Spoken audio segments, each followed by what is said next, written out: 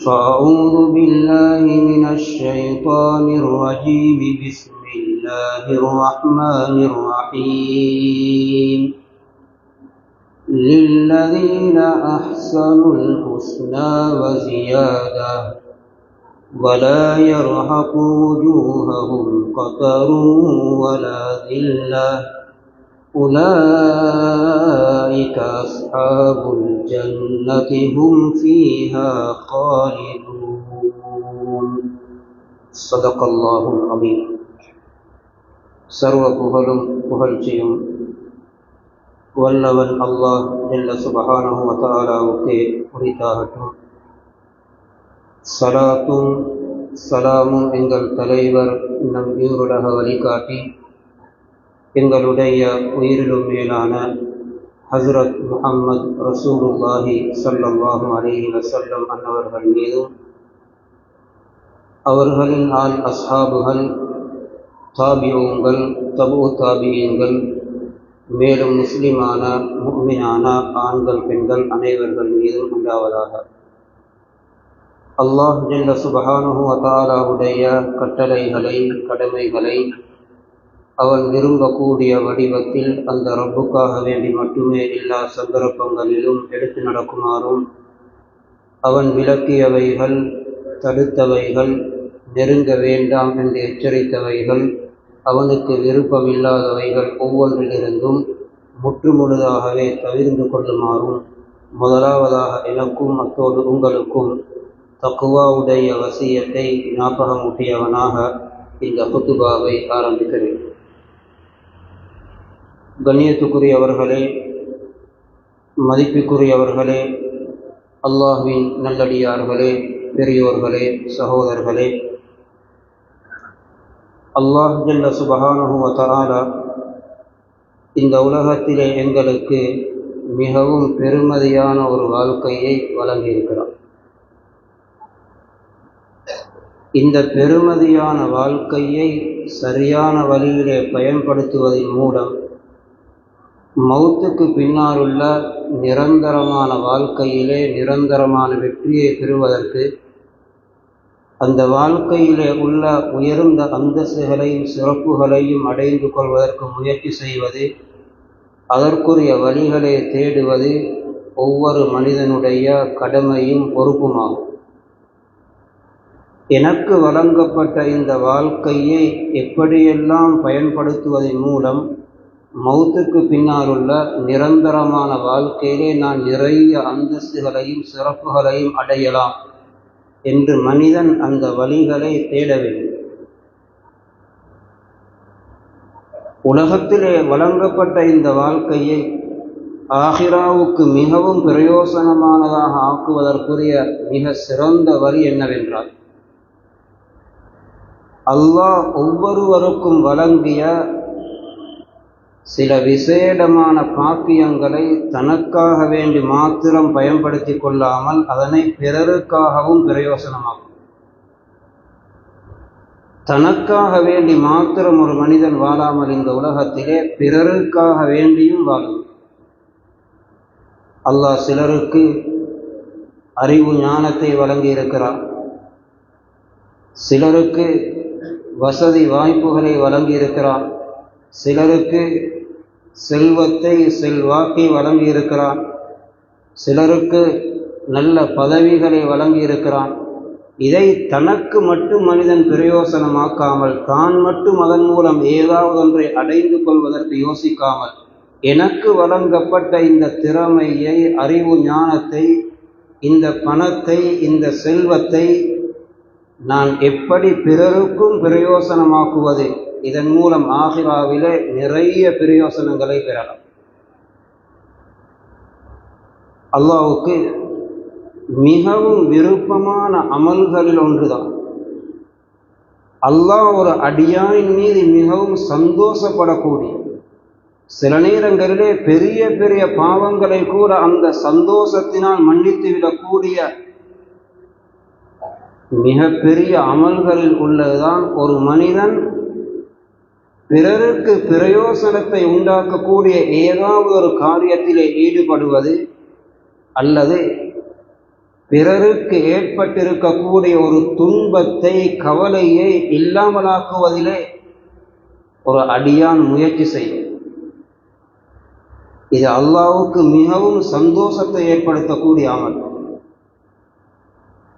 அல்லாஹ்வுக்கு மிகவும் வெறுப்பை ஏற்படுத்தக்கூடிய பாவம்தான் ஒரு மனிதன் அடுத்தவனுக்கு தீங்கு செய்வது, அடுத்தவனுடைய மனதை நோவிப்பது, அடுத்தவனுடைய உள்ளத்திலே ஒரு கவலையை ஏற்படுத்தி விடுவது, அடுத்தவனுடைய உடந்தையிலே, மான மரியாதையிலே, உரிமையிலே ஏதாவது ஒரு தீங்கை ஏற்படுத்தி விடுவது. இவைகள் அல்லாஹ்வுக்கு எவ்வளவு வெறுப்பான செயல் என்றால், சிலவேளை நிறைய அமல்கள் இருந்தும் கூட அல்லாஹ் அவர்களை தண்டிக்கிறான், அவர்கள் மீது வெறுப்படைகிறான். குர்ஆனிலும் ஹதீஸிலும் இதற்கு நிறைய எடுத்துக்காட்டுகளை, உதாரணங்களை நாம் பார்க்கலாம்.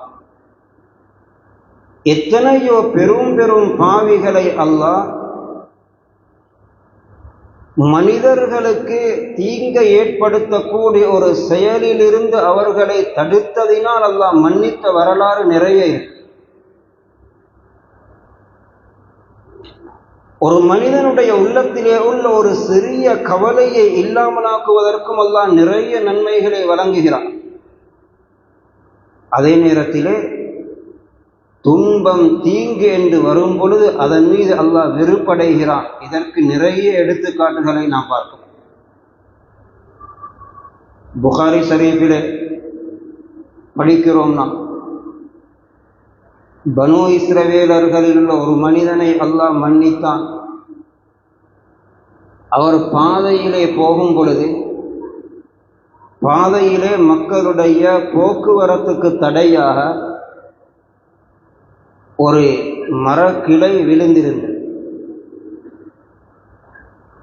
அப்படி பாதையில் ஏதாவது இருந்தால் சிலர் தன்னுடைய வாகனத்தில் படாமல், தன்னுடைய காலில் படாமல் ஒதுங்கி போவார். ஒரு வாழைப்பழத்தோலை கண்டுவிட்டார் அல்லது நோவினை தரக்கூடிய ஏதாவது ஒன்றை கண்டுவிட்டார், அந்த மனிதர் என்ன செய்தார் என்றால், அதற்காக வேண்டிய ஒரு சிறிய ஒரு நேரத்தை ஒதுக்கி,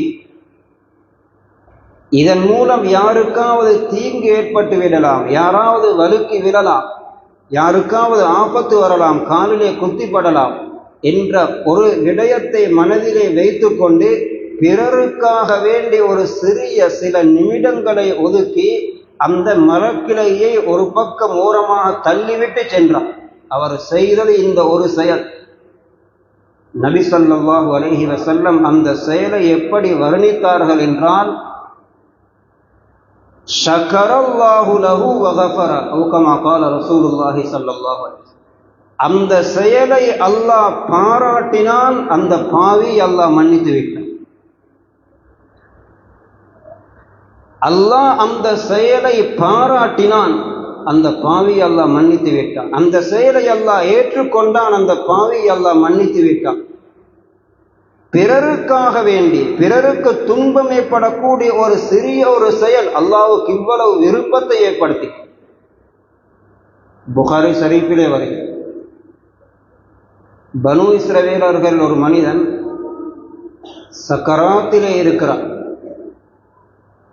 மலக்குல் மவுத் அவரை ரூஹை கைப்பற்றுவதற்காக வேண்டி வருகிறார்.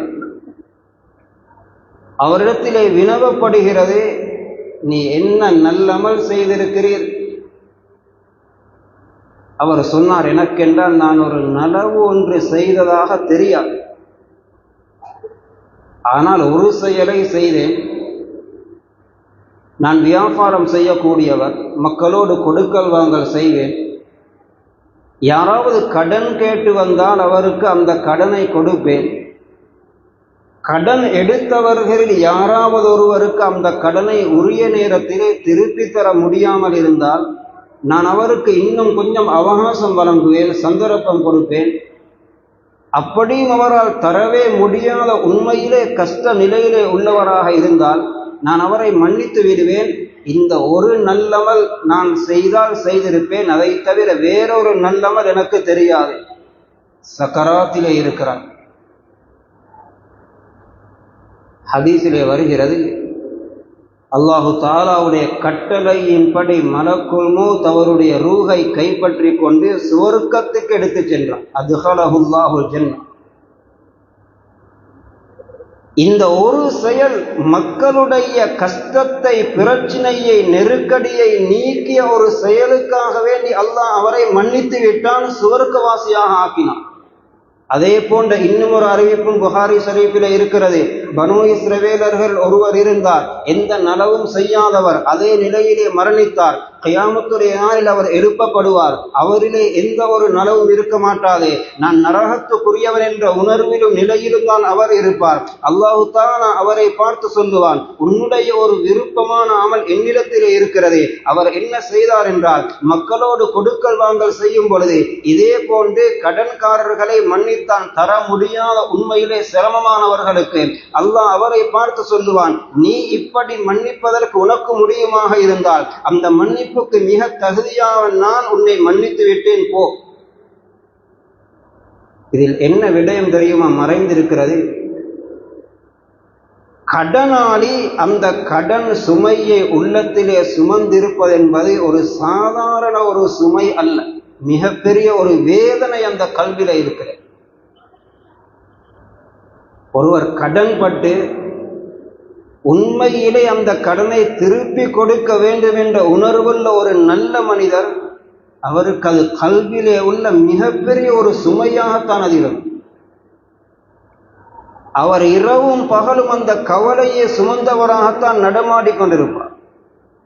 அவர் மனைவி பிள்ளைகளோடு சேர்ந்திருந்தாலும், சாப்பிட்டாலும், குடித்தாலும், உறங்கினாலும் அந்த கடன் என்ற கவலையும் சுமையும் அந்த உடம்பையும் அந்த உள்ளத்தையும் வாட்டிக்கொண்டே இருக்கும்.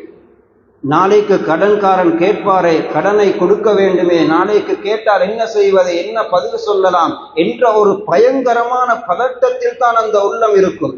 இப்படியான கவலையிலும் சுமையை சுமந்தவராக இருக்கக்கூடியவரை பார்த்து அந்த கடன் எடுக்க வேண்டியவர், கடன் வர வேண்டியவர், சரி பரவாயில்லை, உங்களுக்கு இன்னும் ஒரு 2 மாதம் தருகிறேன், இன்னும் ஒரு 2 வாரம் தருகிறேன், முயற்சி செய்து அந்த கடனை தந்து விடுங்கள் என்று சொல்லிவிட்டால், அல்லது உங்களால் உண்மையிலே முடியாது என்று நான் உணர்கிறேன், நான் உங்களை மன்னித்து விட்டேன், அந்த கடனை நீங்கள் திருப்பி தரவில்லை, தேவையில்லை என்று சொல்லிவிட்டால், அவர் செய்வது அதன் மூலம் என்னவென்றால் அந்த உள்ளத்திலே உள்ள மிகப்பெரிய அந்த சுமையை, வருத்தத்தை அப்படியே எடுத்து கீழே வைத்து விடுகிறார். அவர் அந்த வார்த்தை, அந்த ஒரு வாசகத்தின் மூலம் அப்படியே அந்த கல்விலே இருந்த மிகப்பெரிய பாரம் கீழே இறங்கி விடுகிறது. அவர் மனைவி பிள்ளைகளோடு சந்தோஷமாக இருக்க ஆரம்பிக்கிறார். சந்தோஷமாக அதற்கு பின்னால் சாப்பிடுகிறார், குடிக்கிறார். சந்தோஷமாக இரவையும் பகலையும் கழிக்கிறார். அந்த பயங்கரமான சுமையை இவர் கீழே எடுத்து வைத்தார். இதன் காரணமாகத்தான் அல்லாஹ் இவ்வளவு பெரிய மன்னிப்பை பெரும் பாவிகளுக்கும் வழங்குகிறான். அல்லாஹ் சந்தோஷப்படுகிறான். ஏன்? ஒரு மனிதனுடைய சிரமத்தை நீக்கினான். இப்படி நிறைய நாம் பார்க்கிறோம். ஒரு மரணித்த ஒருவருக்கு ஆறுதல் சொல்லக்கூடியவருக்கு ஹதீஸிலே நிறைய நன்மை சொல்லப்பட்டது. அல்லது ஒரு சிரமத்திலே, ஒரு கஷ்டத்திலே, கவலையிலே பாதிக்கப்பட்ட ஒருவருக்கு வெறுமனே ஆறுதல் வார்த்தை சொல்லக்கூடியவருக்கு நிறைய சிறப்புகள் சொல்லப்பட்டது. மன் அஸ்ஸா முசாபன் பலஹு மிஸ்லு அஜ்ரிஹி. ஏதாவது ஒரு சோதனையிலே ஒருவர் சோதிக்கப்பட்டிருக்கிறார், ஏதாவது ஒரு நெருக்கடியிலே, கவலையிலே ஒருவர் பாதிக்கப்பட்டிருக்கிறார்.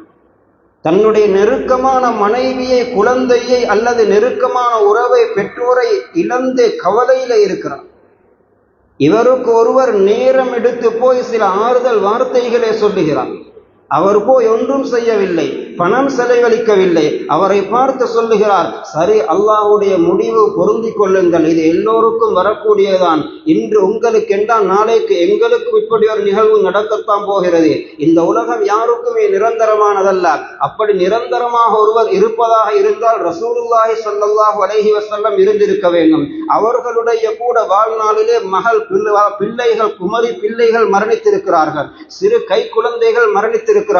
தன்னுடைய மனைவிமார்கள் சிலர் மரணித்திருக்கிறார்கள் என்றெல்லாம் ஆறுதல் வார்த்தைகளை கூறுகிறார். இவருக்கு என்ன நன்மை? பணம் செலவழிக்கவில்லை, மரண வீட்டுக்கு போய் ஆறுதல் சொல்லுவதற்காக வேண்டி சில வார்த்தைகளை சொன்னார். அதற்கு நேரம் எடுத்தார். அவர் அந்த முசீபத்தின் மூலம் அவருக்கு என்ன நன்மை கிடைக்கிறதோ அதே நன்மை இவருக்கும் கிடைக்கிறது என்றார். இன்னும் ஒரு ஹதீஸிலே வருகிறது, மன் அஸ்ஸா அஹாஹு பிமுஸீபத்தின் கஸாஹுல்லாஹு மின் ஹுலலில் ஜன்னah. இப்னு மாஜாவிலே வருகிறது. ஒரு சோதனையிலே, கஷ்டத்திலே, அல்லது யாராவது ஒருவர் மரணித்த மூலம் கவலையிலே உள்ளவருக்கு ஆறுதல் சொன்னவருக்கு கியாமத்துடைய நாளிலே அல்லாஹ் மின் ஹுலலில் கராமா, கண்ணியமான சங்கையான பெருமதியான ஆடையை சுவர்க்கத்திலே அணிவிப்பான். யாருக்கு? மரணித்த வீட்டிலே உள்ள அந்த நபருக்கல்ல, அந்த மரண வீட்டுக்கு போய் ஆறுதல் சொன்னவர். ஏன் இவ்வளவு நன்மை? அந்த உள்ளத்திலே உள்ள அந்த கவலையை, அந்த உள்ளத்திலே உள்ள அந்த கஷ்டத்தை இவருடைய வார்த்தையின் மூலம் குறைப்பதற்கு முயற்சி செய்கிறார். அதை இல்லாமலாக்குவதற்கு சில வார்த்தைகளை பயன்படுத்துகிறார். அதன் மூலம் அல்லாஹ் சந்தோஷப்படுகிறான். இவர் பிறருக்காக வேண்டி பிறருடைய துன்பத்தை நீக்குவதற்கு இவர் சிரமப்படுகிறாரே, முயற்சி செய்கிறாரே, அந்த முயற்சியை அல்லாஹ் பாராட்டுகிறார். நோயாளியை நோய் விசாரிக்க செல்வதற்கு எவ்வளவு நன்மை சொல்லப்பட்டது. ஒருவர் நோயாளியாக இருக்கக்கூடிய ஒருவரை நோய் விசாரிப்பதற்கென்று போகிறார். அவர் போய் அந்த நோயாளியை பார்த்து, பயப்பட வேண்டாம், கவலைப்பட வேண்டாம், இப்படியான நோயிலே பலர் பாதிக்கப்பட்டு இன்று சந்தோஷமாக வாழ்கிறார்கள். அல்லாஹ் உங்களுடைய ஆயுளை இன்னும் நீளமாக்கி வைப்பான், இன்னும் ஆயுளுடைய பரக்கத்து செய்வான், நாம் உங்களுக்கு துஆ செய்கிறோம், நீங்கள் கவலைப்பட வேண்டாம், இதன் மூலம் கிடைக்கக்கூடிய நன்மைகளை அல்லாஹ்விடத்திலே ஆதரவு வையுங்கள் என்ற சில ஆறுதல் வார்த்தைகளை நோயாளிக்கு சொல்லுகிறார். அந்த நோய் அல்லாஹ்வுடைய முடிவில் அவர் மரணிப்பதாக இருந்தால் நிச்சயமாக மரணிப்பார். ஆனாலும் நபி ஸல்லல்லாஹு அலைஹி வஸல்லம் சொன்னார்கள், நோயாளியிடம் நீங்கள் போனால் நஃபிசு லஹு ஃபி அஜலிஹி, அவருடைய வாழ்நாளை இன்னும் அதிகப்படுத்தி உங்களுக்கு அல்லாஹ் இன்னும் ஆயுளை நீளமாக்கி வைப்பான் என்ற அந்த கருத்துப்படி உள்ள வாசகங்களை பாவியுங்கள். அது அவருடைய விதியிலே உள்ளதை தடுக்காது, ஆனால் அவருடைய மனதை சந்தோஷப்படுத்தும். நோயாளியை பார்த்து ஒருவர் வெறுமனே சொல்லுகிறார், உங்களை பார்த்தால் நோயாளியை போன்று விளங்கவில்லை, சந்தோஷமாகத்தான் இருக்கிறீர்கள் என்ற வார்த்தை அவரை சந்தோஷப்படுத்தும். இந்த நோயிலிருந்து நீங்கள் அவசரமாக வெளியிலே வருவீர்கள், பயப்பட வேண்டாம், உங்களுக்காக வேண்டி எல்லோரும் துஆ செய்து கொண்டிருக்கிறார்கள் என்ற வார்த்தை அவரை சந்தோஷப்படுத்துகிறது. அந்த உள்ளத்திலே உள்ள கவலையை நீக்குவதற்கு முயற்சி செய்கிறாரே, இவருக்கு அல்லாஹ் என்ன கூலி வழங்குகிறான்? ஒரு ஹதீஸிலே வருகிறது, அவர் நோயாளியை விசாரிக்க சென்று வரும் வரையிலே சுவர்க்கத்தினுடைய பல தோப்பிலே இருக்கிறார், சுவன பழங்களை ஆய்வு செய்து கொண்டிருக்கிறார், சுவர்க்கத்திலே பல தோட்டங்கள் அவருக்கு தயாராகி கொண்டிருக்கிறது. இன்னும் ஒரு ஹதீஸிலே வருகிறது, ஒருவர் காலையிலே போய் ஒரு நோயாளியை சந்தித்து விட்டு வருகிறார், 70,000 மலாய்க்காமார்கள் அவருக்காக வேண்டி பாவ மன்னிப்பு தேடுகிறார்கள். மாலையிலே ஒரு நோயாளியை சந்திக்க சென்றார், அடுத்த நாள் காலை வரையிலே 70,000 மலாய்க்காமார்கள் இஸ்திக்பார் செய்கிறார்கள். 70,000 மலாய்க்காமார்கள் இஸ்திக்பார் செய்யும் அளவுக்கு இவர் என்ன பெரிய காரியத்தை செய்தார்? கோடிக்கணக்கு பணம் செலவழிக்கவில்லை, அந்த நோயாளியின் வருத்தத்தையும் கவலையும் நீக்குவதற்கு நேரம் எடுத்து போய் ஆறுதல் வார்த்தைகளை சொன்னார். இது அல்லாஹ்வை சந்தோஷப்படுத்தி. இப்படி நாம் மார்க்கத்திலே நிறைய பார்க்கிறோம். ஒருவருடைய உள்ளத்திலே உள்ள கவலையை நீக்குவதற்கு, துன்பத்தை நீக்குவதற்கு, பிரச்சனையை நீக்குவதற்கு. அப்படி என்றால் வீடில்லாத ஒரு குடும்பத்துக்கு வசதி உள்ள ஒருவர் அழகான ஒரு வீட்டை கட்டி வாழ வைத்தால் எப்படிப்பட்ட நன்மைகளை சம்பாதிக்கும்?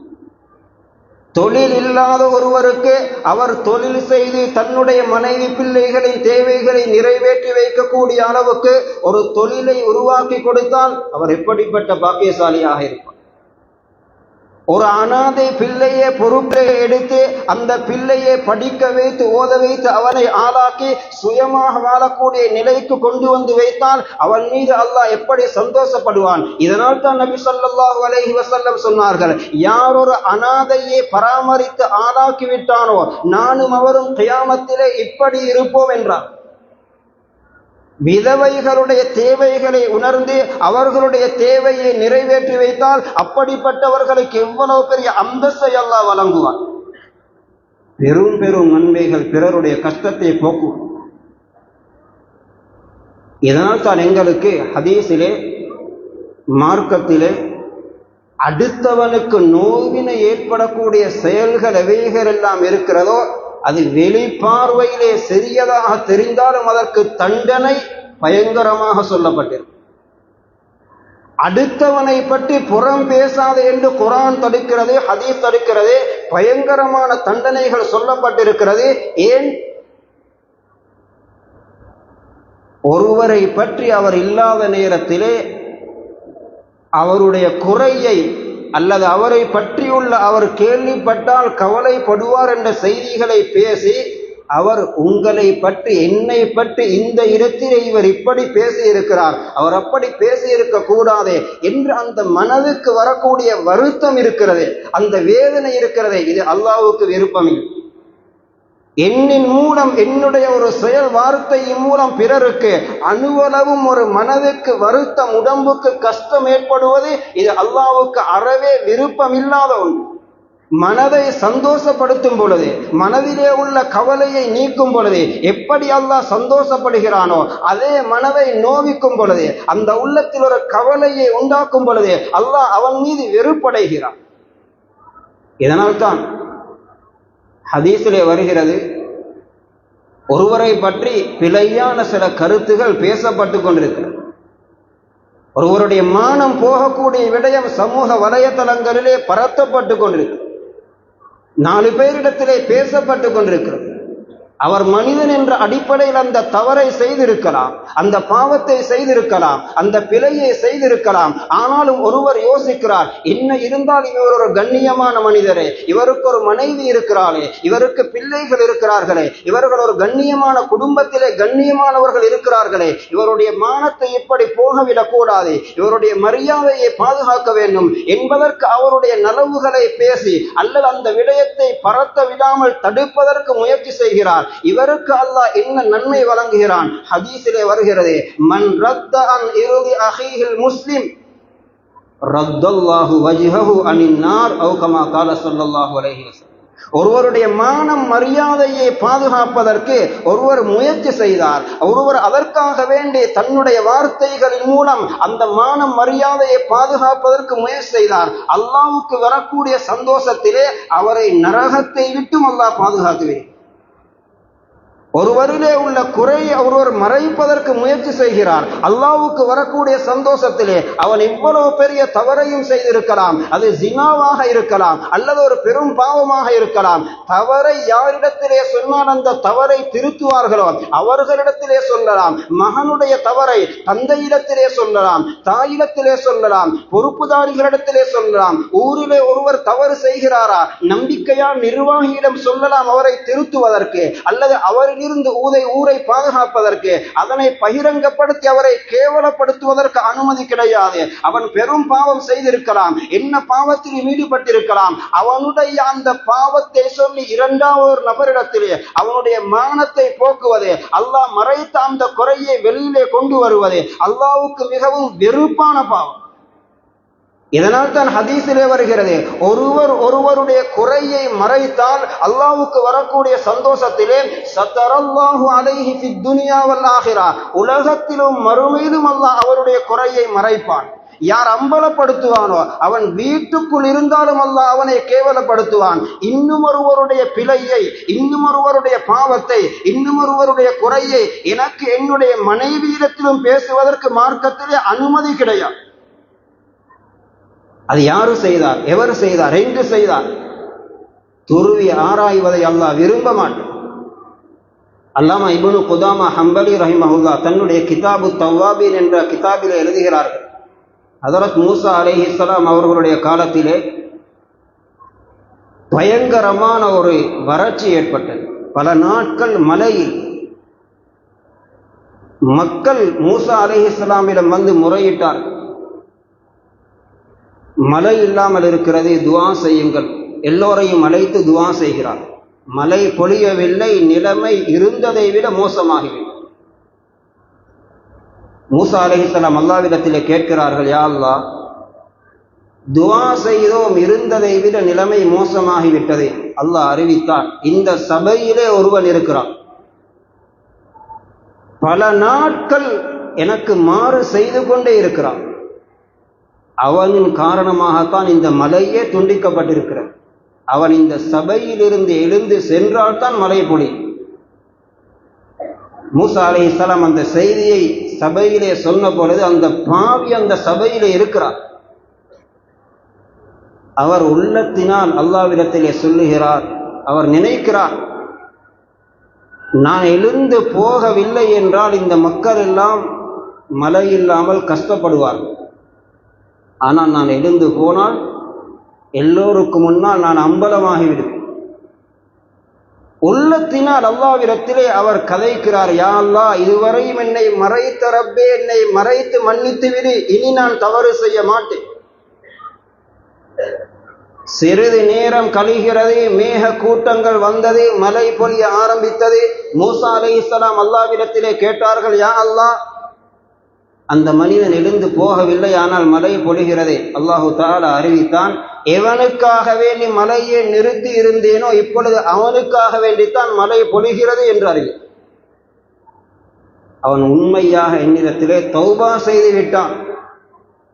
அந்த அறிவிப்பிலே இப்னு குதாமா ஹம்பலி ரஹிமஹுல்லாஹ் எழுதுகிறார்கள், மூசா அலைஹிஸ்ஸலாம் அவர்கள் அல்லாஹ்விடத்திலே கேட்டார்களாம், யா அல்லாஹ், அந்த மனிதர் எனக்கு கொஞ்சம் காட்டித்தர முடியுமா?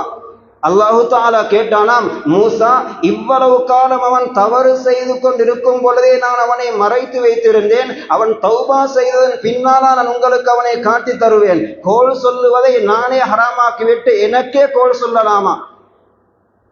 அல்லாஹ்வுடைய தன்மை சத்தார் என்பது, மறைப்பதென்பது. நாம் ஒவ்வொருவரும் யோசிக்க வேண்டும், எங்களுடைய எத்தனை பிழைகளை, தவறுகளை, பாவங்களை நாம் இரவிலும் இருட்டிலும் அறிமுகம் இல்லாத இடங்களிலும் தனிமையிலும் செய்த பாவங்களை ஒவ்வொருவரிலும் அல்லாஹ் மறைத்து வைத்திருக்கிறான் என்பது அவரவர்களுக்கு தெரியும். எத்தனையோ பேருக்கு சொல்லலாம், அல்லாஹ் சத்தார் என்பதற்கு, அல்லாஹ் மறைக்க கூடியவன் என்பதற்கு எனக்கு குர்ஆன் ஹதீஸுடைய ஆதாரம் தேவையில்லை, என்னுடைய வாழ்க்கை எனக்கு போதும். எத்தனை விடயங்களை அல்லாஹ் மறைத்து வைத்திருக்கிறான். நான் ஏன் இன்னொருவருடைய குறையை அம்பலப்படுத்த வேண்டும்? ஒருவன் செய்த தவறை யாராவது ஒருவன் கேவலமாக பேசினால் திருமிதியிலே ஹதீஸ் வருகிறது, மன் ஐயர அஹாஹு பிதம்பின், ஒருவன் செய்த தவறை, ஒருவன் செய்த பிழையை இன்னும் ஒருவர் வேறொரு இடத்திலே அல்லது அவருக்கு முன்னாலே அவர் தலை குனியக்கூடிய வடிவத்தில் அவருடைய பாவத்தை பேசுகிறார். இவன் இன்ன தவறு செய்தவன், நீ இப்படியெல்லாம் பாவம் செய்தவன் தானே, உனக்கு இதை பற்றி பேசுவதற்கு என்ன அருகதை இருக்கிறது, இன்னின்ன பாவங்களை எல்லாம் செய்தவன் தான் நீ என்று ஒருவன் செய்த பாவத்தை குத்தி காட்டி பேசினால் ஹதீஸிலே வருகிறது, அந்த பாவத்தை இவன் செய்யாமல் மரணிக்க மாட்டான், அவனுக்குரிய தண்டனை அது. எனவே மார்க்கம் ஒவ்வொரு மனிதனிலும் விரும்புகிறது எதை என்றால், பிறருக்காக வேண்டி வாழ வேண்டும், பிறருடைய துன்பங்கள் கஷ்டங்களை நீக்க வேண்டும். அதற்காகவே முயற்சி செய்யும் பொழுது அல்லாஹு தஆலா அவனுடைய படைப்பிலே உள்ள ஒரு நாயாக இருந்தாலும் அந்த விபச்சாரி பெண்ணை சுவர்க்கத்திலே நுழைவிக்கிறான்.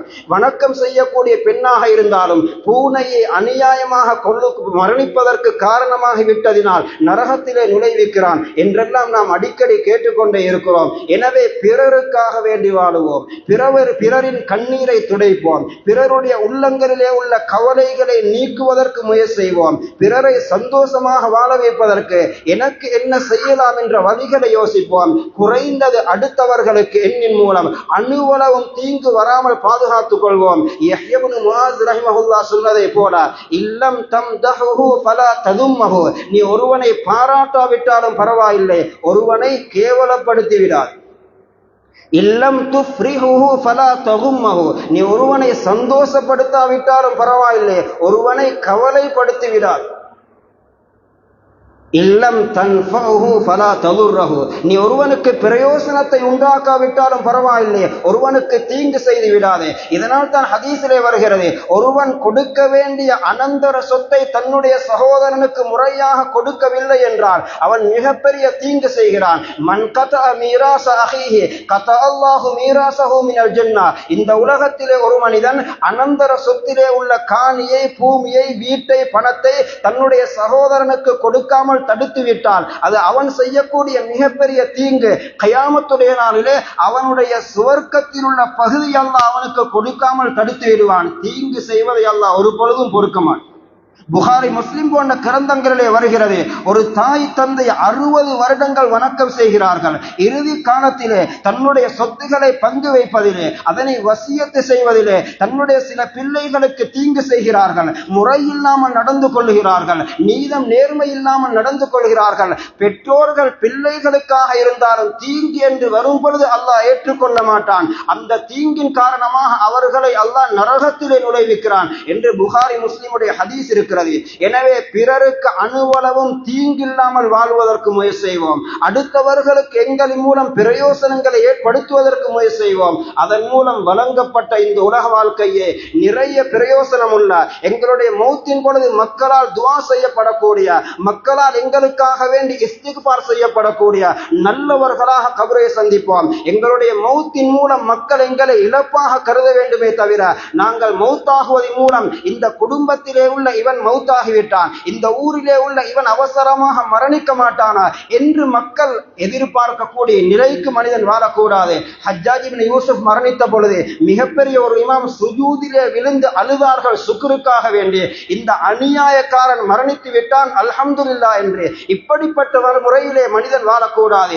இன்று சிலரை வைத்துக் கொண்டு சமூகம் யோசிக்கிறது, இவன் மரணிக்க மாட்டானா.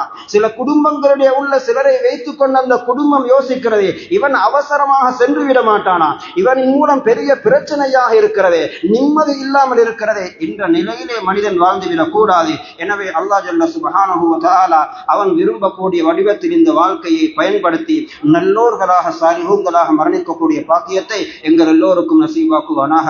யா அல்லாஹ், நம்முடைய பாவங்களை மன்னிப்பாயாக, நம்முடைய உஸ்தாத்மார்களின் பாவங்களை மன்னிப்பாயாக, உன்னை பயந்து வாழக்கூடிய உண்மையான முத்தகீன்களாக ஆக்குவாயாக, இறுதி முடிவை மிகவும் சிறப்பாக ஆக்குவாயாக. கலிமா லா இலாஹ இல்லல்லாஹ் முஹம்மது ரசூலுல்லாஹ் என்ற வார்த்தையை மொழிந்தவர்களாக மரணிக்கக்கூடிய பாக்கியத்தை நசீபாக்குவாயாக. எல்லோருடைய துஆவுடன் மரணிக்கக்கூடிய பாக்கியத்தை நசீபாக்குவாயாக. யாரை பற்றி எந்த மனஸ்தாபமும் இல்லாமல் மரணிக்கக்கூடிய பாக்கியத்தை நசீபாக்குவாயாக. கடன் இல்லாத மௌத்தை நசீபாக்குவாயாக. கடன் இல்லாத மௌத்தை நசீபாக்குவாயாக. பிறருக்குரிய உரிமைகளிலே அணுவளவு மோசடி செய்த நிலையிலே மரணிக்கக்கூடிய மௌத்திலிருந்து பாதுகாப்பாயாக. கெட்ட மௌத்திலிருந்து பாதுகாப்பாயாக. பாவங்களுக்கு உண்மையான தௌபாவை நசீபாக்குவாயாக. எதிர்வரக்கூடிய ரமலானையும் சந்தித்து அதன் மூலம் உயர்ந்த சிறப்புகளை அடைவதற்கு எங்களுக்கு தௌஃபீக் செய்வாயாக. எதிர்வரக்கூடிய பராத்துடைய அந்த இரவை சிறப்பாக கழித்து அதன் மூலம் உன்னுடைய மன்னிப்பை பெறும் பாக்கியத்தை நசீபாக்குவாயாக. வ ஆகிரு தஅவானா அனில் ஹம்துலில்லாஹி ரப்பில் ஆலமீன்.